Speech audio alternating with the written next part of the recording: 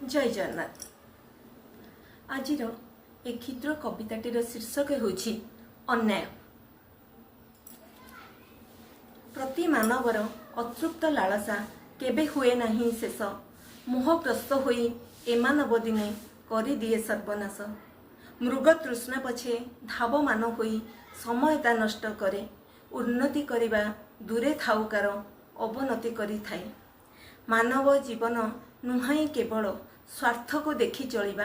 परर उन्नति न करि पारिले जीवनटा व्यर्थ जिबा। दुर्नीति पक्षरे रही से सर्वदा नीति विपक्षरे लढ़े। जोर जार बळे कबलित करी दुर्बल को कुदी मारे। श्रेष्ठ प्राणी रूपे जन्म होई सिए कुकार जेरे मजी रहे। हिंसा देश सर्प को पाथेय करी निजको मानव कहे। जय जगन्नाथ। आज ए क्षुद्र कविताटी जदि आपण मानकु भल लगिला तेबे आपण सब्सक्राइब, लाइक, शेयर और कमेंट करिया को आदौ भूलिबे नहीं।